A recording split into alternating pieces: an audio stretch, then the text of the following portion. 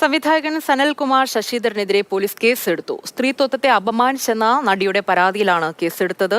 Riya baby കൂടുതൽ വിവരങ്ങൾ നൽകാൻ ചേരുന്നുണ്ട്. റിയ, ഇത് എപ്പോൾ നടന്ന സംഭവമാണ്? എന്താണ് ഈ പരാതിയുടെ അടിസ്ഥാനം? ഏതൊക്കെ വകുപ്പുകൾ ചേർത്താണ് കേസെടുത്തിരിക്കുന്നത്? ഇപ്പോൾ സംവിധായകൻ സനൽകുമാർ ശശിധരനെതിരെ എളമക്കര പോലീസാണ് കേസെടുത്തിരിക്കുന്നത്.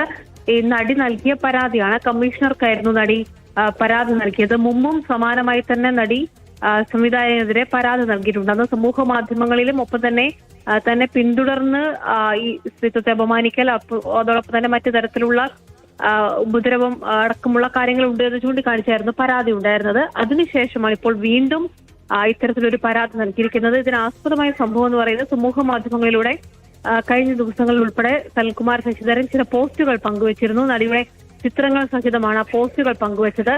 അത് തന്നെ അപമാനിക്കുക ലക്ഷ്യമിട്ടാണ് എന്നതാണ് ഈ സംവിധായകൻ നടി പോലീസിന് നൽകിയ പരാതിയിൽ പറയുന്നത്. സമൂഹമധ്യത്തിൽ അപമാനിച്ചു, ഒപ്പം തന്നെ സ്ത്രീത്വത്തെ അപമാനിച്ചു തുടങ്ങിയ കാര്യങ്ങൾ ഈ പരാതിയിൽ നടി പറയുന്നുണ്ട്. അതനുസരിച്ചാണ് ഇപ്പോൾ എളമക്കര പോലീസ് സംവിധായകനെതിരെ കേസെടുത്തിരിക്കുന്നത്.